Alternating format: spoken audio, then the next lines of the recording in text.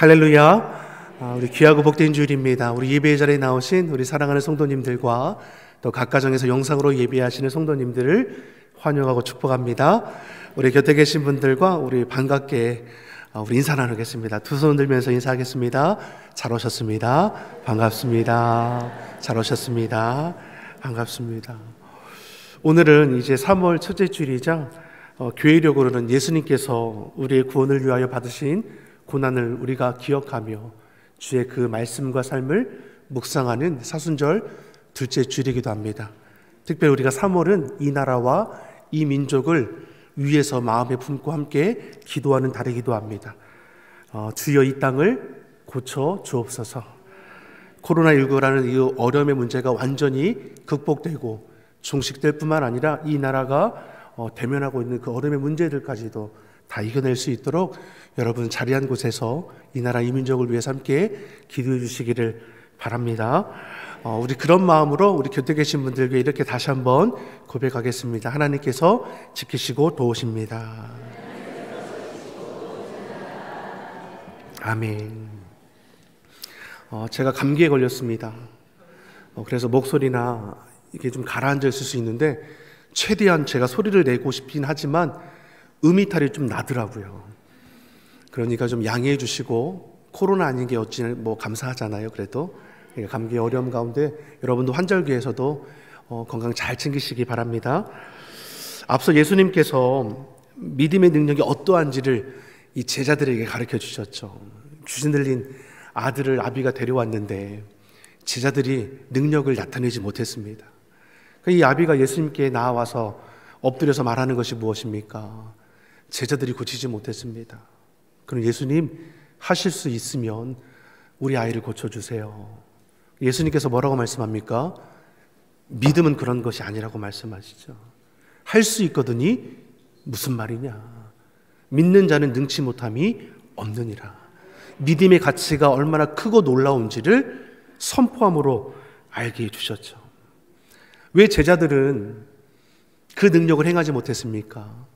예수님을 따라하고 흉내낼 뿐이지 자신의 믿음의 고백이 없었다라는 것이죠. 사랑하는 성도 여러분, 누구도 우리의 신앙을, 우리의 믿음을 대신해 줄 수 없습니다. 신앙은 내 신앙이어야 하고 내 믿음이어야 하고 내 기도가 되어야 합니다. 아내의 믿음이 남편을 대신해 주지 않습니다. 부모의 기도가 내 자녀를 대신해 주지 않습니다. 내가 내 신앙을 준비하고 만들어 가야 하죠. 아내의 믿음 때문에 겨우 출석하는 일들이 있죠. 부모의 믿음 때문에 우리의 자녀들의 신앙이 겨우 유지되는 경우도 있습니다.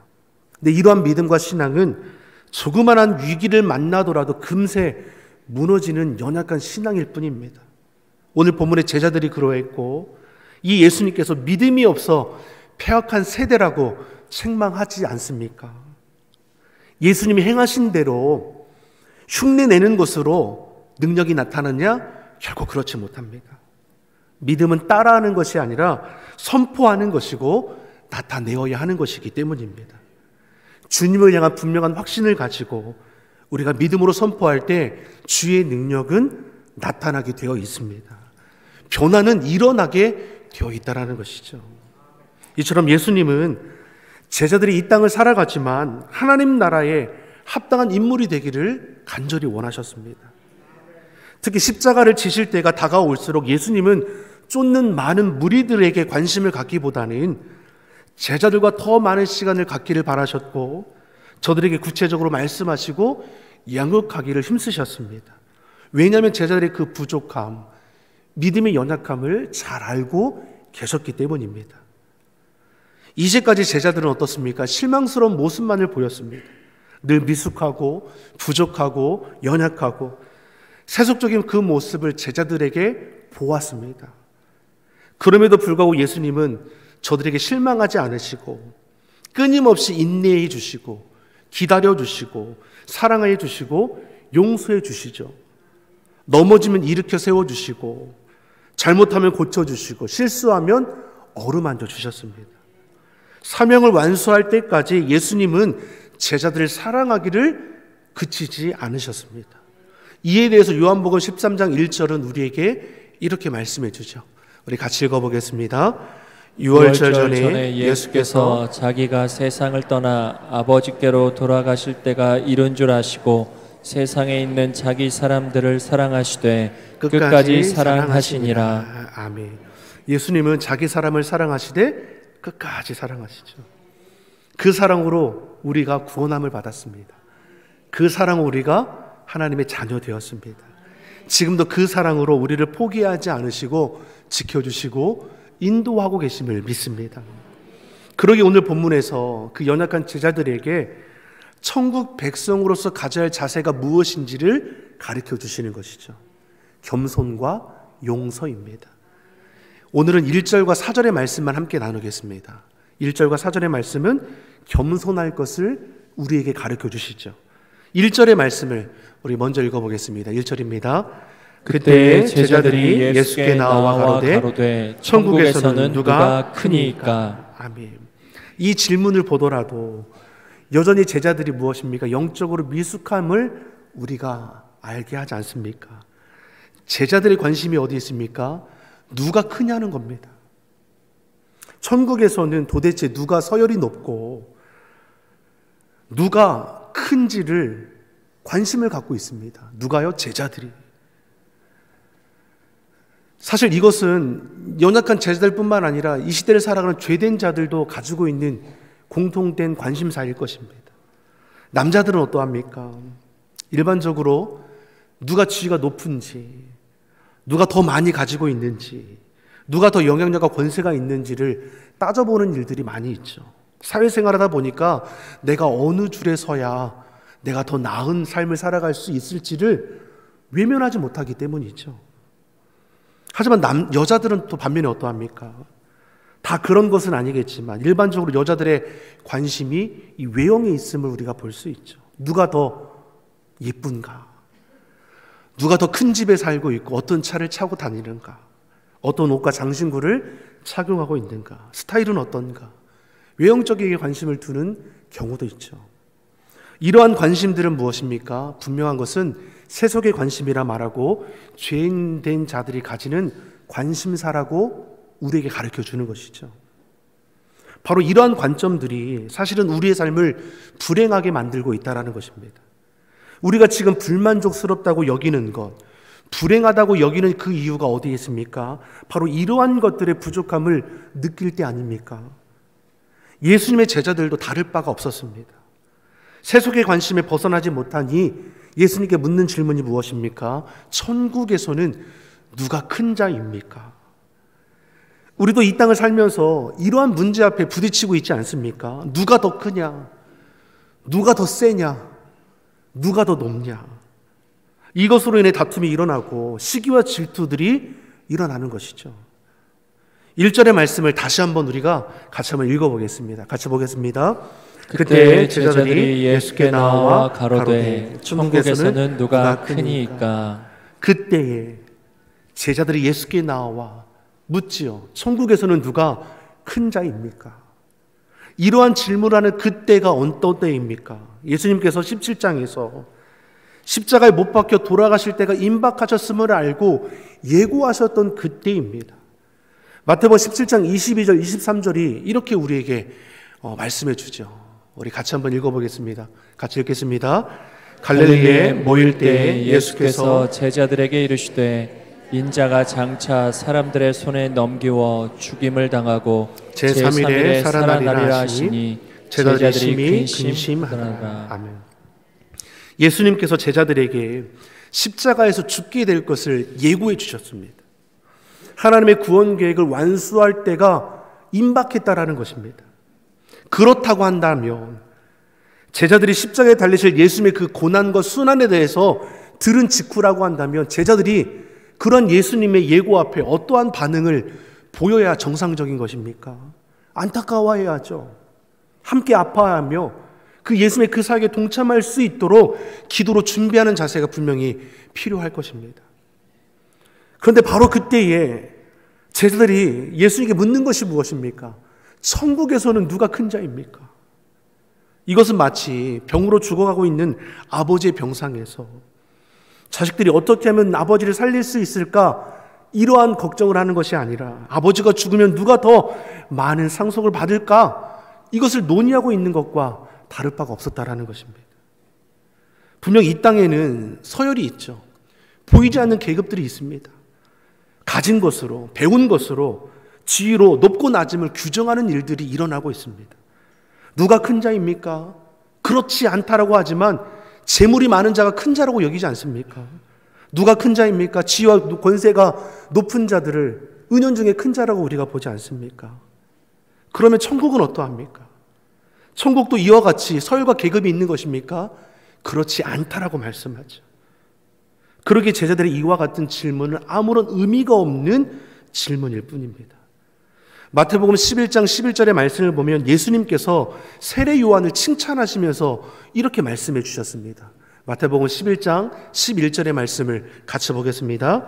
내가 진실로 너에게 말하노니 여자가 낳은 중에 세례 요한보다 큰 이가 일어남이 없고 그러나 천국에서는 극히 작은 자라도 저보다 크니라. 아멘. 예수님의 앞길을 예비했던 세례 요한을 가리켜 예수님께서 무엇라고 말씀합니까? 이 자보다 이 땅에서 큰 자가 없다라고 칭찬해 주셨습니다. 여기서 그친 것이 아니라 그 이어서 나오는 말씀이 무엇입니까? 천국에서는 극히 작은 자라도 저보다 큰 자라 말씀해 주는 것이죠.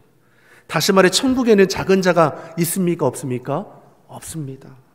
모두가 하나님의 자녀일 뿐입니다. 이것이 천국입니다. 우리가 모두 하나님의 자녀입니다. 아멘이시죠? 우리 옆 사람에게 선포하겠습니다. 내가 하나님의 자녀요. 여러분, 우리는 하나님의 자녀입니다. 약속 있는 자녀, 축복의 자녀입니다. 누가 크냐, 누가 세냐, 누가 높냐, 이것은 세속의 관심이지 주님 안에는 아무런 소용이 없는 것이죠. 근데 자꾸만 오늘날 교회가, 그리스도인들이 이 천국 질서 대신에 세상 질서를 더 따라가고 있다는 것입니다. 그러니 우리 믿는 자들은 바르게 분별할 수 있어야 하는 것이죠. 교회는 서로 구별하고 나누는 곳이 아니라 주님 안에서 연합하는 곳입니다. 서로가 맡은 직책이 다른 것이지 그 목적은 하나입니다. 하나님의 영광을 위해서 우리가 마음을 같이하여 수고하고 헌신하는 것이죠.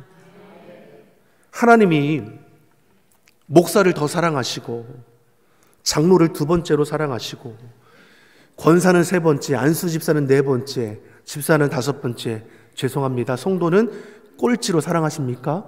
아니죠. 아니라고 대답하시기 바랍니다. 우리 주님은 똑같이 사랑하십니다. 맡은 직책이 다를 뿐입니다. 하나님께서 목사의 기도를 더 잘 들어주시고 평신도의 기도는 덜 들어주십니까? 아니죠. 아니라고 대답하셔야죠. 아니죠. 사모하여 구하고 찾는 자의 기도를 응답해 주시죠.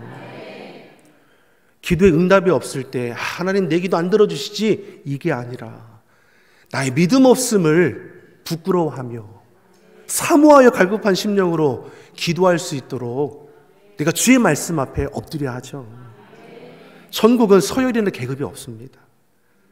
우리 모두는 하나님의 아들, 딸로서 높임받을 뿐이고 존귀한 자라 인정받을 뿐입니다. 교회 안에서도 마찬가지죠. 우리 모두는 하나님의 자녀입니다. 그러니 예수님께서 제자들이 천국에서는 누가 큰 겁니까? 라고 물으니 얼마나 허탄한 마음이 있겠습니까? 앞서서 믿음이 없어 패역한 세대라고 꾸지람도 받았는데 천국에서 또 누가 크냐고 물으니 바뀌어지지 않는 이 연약함의 제자들에게 또 가르쳐 주시죠. 믿음의 능력에 대해서 뭐라고 앞서서 가르쳐줬습니까? 겨자씨만한 믿음만 있어도 이 산을 들어 저리로 옮길 수 있다라고 말씀해 주시며 믿음의 능력이 어떠한지를 깨우쳐 주셨죠. 그리고 천국에서 누가 크냐라고 물었을 때는 예수님께서 또 저들에게 2절에서 4절의 말씀을 통해서 가르쳐 주시는 것을 우리가 볼 수 있습니다. 우리 본문 2절에서 4절의 말씀을 우리 같이 한번 읽어보겠습니다. 예수께서 한 어린아이를 불러 저희 가운데 세우시고 가라사대 진실로 너희에게 이르노니 너희가 돌이켜 어린아이들과 같이 되지 아니하면 결단코 천국에 들어가지 못하리라. 그러므로 누구든지 이 어린아이와 같이 자기를 낮추는 그이가 천국에서 큰 자니라. 아멘. 예수님은 마침 그 옆을 지나가는 어린아이를 부르시고 제들 앞에 세우셨습니다. 그리고 가르침을 주시죠. 너희가 이 어린아이와 같이 되지 않는다면 결단코 천국에 들어갈 수 없다. 이 말씀을 하실 때 재차 강조하죠. 진실로 너희에게 이르노니, 강조하시죠. 결단코. 이 표현을 통해서 더욱더 확고히 그 말씀을 나타내셨습니다. 요한 웨슬레 목사님은 이러한 말씀을 하셨습니다. 저는 단 한 가지만 알고 싶습니다. 그것은 하나님 나라로 가는 길입니다. 어떻게 해야 하나님 나라에 무사히 도착할 수 있는지를 나에게 알려주십시오. 그 답을 오늘 본문에서 예수님께서 보이시죠. 어린아이와 같은 자여야 합니다. 어린아이와 같아야 천국에 들어갈 수 있음을 우리에게 말씀해 주시죠. 그럼 이 말씀을 듣는 저와 여러분은 어린아이가 아닌데 그럼 우리는 천국에 들어가지 못하는 겁니까? 이런 말씀이 아니죠. 마태복음 오늘 본문의 4절의 말씀을 우리 같이 한번 읽어보겠습니다. 본문 4절의 말씀입니다. 그러므로 누구든지 이 어린아이와 같이 자기를 낮추는 그이가 천국에서 큰 자니라. 아멘. 예수님이 이 말씀을 주는 그 초점에는 어린아이에게 있는 것이 아니라 어린아이와 같이 낮추는 마음, 겸손한 그 마음에 초점이 있다는 것을 우리에게 말씀해 주시죠. 어린아이는 의존적일 수밖에 없습니다. 하나부터 열까지 챙김을 받아야 하는 것이고 가르침을 받아야 하죠. 보고 듣고 배운 대로 저들의 성격이, 인격이, 삶의 자세가 형성될 수밖에 없습니다. 이런 어린아이의 모습을 자신을 낮추는 겸손이라 표현하는 것이고 예수님이 이와 같은 자가 천국에서 큰 자라고 우리에게 가르쳐 주고 계시죠. 산상수훈의 말씀을 통해서도 예수님께서는 천국이 누구의 것이냐라는 것에 대해서 이렇게 말씀하시죠. 마태복음 5장 3절의 말씀을 같이 한번 보겠습니다.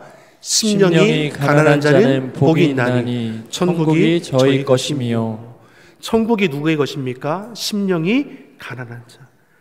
여기서 가난은 물질적인 가난이 아니라 영적인 가난을 뜻합니다. 영적인 갈급함을 가진 자 복이 있다라고 했습니다. 사랑하는 성도 여러분, 우리 안에는 선한 것이 없습니다. 우리는 주님 앞에 죄인일 뿐입니다. 하나님의 은혜 아니면 살아갈 수 없습니다.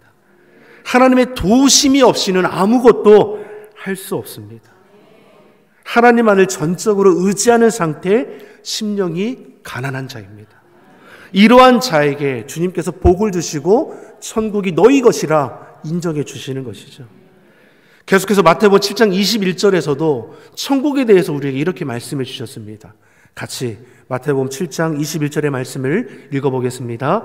나더러 주여 주여 하는 자마다 천국에 다 들어갈 것이 아니요 다만 하늘에 계신 내 아버지의 뜻대로 행하는 자라야 들어가리라. 아멘. 천국은 내 뜻으로 내가 수고하고 내가 노력해서 들어가는 것이 아니라 하나님 아버지 뜻대로 행하는 자라야 들어가는 것이라 분명히 말씀하십니다. 세상에서 칭찬받는다고 해서 천국에서 그 상이 큰 것입니까? 아니죠. 세상에서 1등이 천국에서 1등입니까? 그렇지 않습니다. 천국은 어린아이와 같은 믿음, 어린아이와 같은 겸손을 가지지 않으면 들어갈 수 없습니다. 누가 큰 자입니까? 겸손한 자, 자신을 낮추는 자가 큰 자이라고 우리에게 말씀해 주시죠. 야고보서에도 하나님께서는 교만한 자를 물리치시고 겸손한 자에게는 은혜를 더하신다고 했습니다. 주님 앞에 낮추는 자를 주께서 높여주시죠. 이처럼 천국의 질서는 계급과 서열에 있지 않고 겸손함에 있습니다. 자기를 낮추는 것에 있습니다. 교회의 질서도 마찬가지입니다. 교회의 참된 지도력은 무엇에서 나오는 것입니까? 겸손에서 나오는 것입니다. 목사나 장로나 안수집사나 권사나 집사라는 직분이 아니라 겸손해서 우리의 지도력이 나오게 되어 있다는 것이죠. 누가 주님의 몸된 교회를 바르게 인도할 수 있습니까? 겸손한 자, 자신을 낮출 줄 아는 자가 바르게 인도할 수 있는 것이죠. 예수님의 마음으로 이루할 수 있는 자, 섬겨주고 낮은 곳에서 먼저 수고하고 할 줄 아는 자, 그들이 바른 그리스도인이고 천국의 모습을 나타내는 자라 오늘 우리에게 가르쳐주고 계십니다. 예수님은 본문을 통해 우리에게 이것을 말씀하시죠. 겸손한 자, 낮은 자가 되라고 하십니다. 이처럼 주님은 우리로 겸손한 자가 되기를 간절히 바라시고 그 주의 뜻에 순종함을 통해 행하는 것을 기뻐하십니다. 사랑하는 성도 여러분, 우리가 많이 배웠다면, 내가 가진 것이 많다면, 내가 지위가 높다면, 여러분 이것이 하나님 나라를 이루어가는 겸손의 도구로 쓰여지기를 예수님 이름으로 축원합니다. 내가 누리는 이 모든 것이 하나님이 내게 주신 은혜임을 알고 하나님의 그 사랑을 전하는 섬김의 도구로 쓰임받는 일생이 되기를 예수님 이름으로 축원합니다. 기도하겠습니다. 사랑의 아버지, 하나님만이 우리의 소망이 되심을 고백합니다. 세상의 가치, 세상의 권세, 세상의 자랑에 마음 빼앗기지 않게 하시고 겸손함으로 주의 뜻을 이루어가게 하여 주시옵소서. 우리의 수고와 섬김을 통하여 내가 속한 교회가, 우리의 가정이, 우리의 모임마다 복이 되게 하여 주시고 높여주시는 주님의 크신 은혜를 누리게 하여 주시옵소서. 감사드리며 예수님의 이름으로 기도드립니다. 아멘.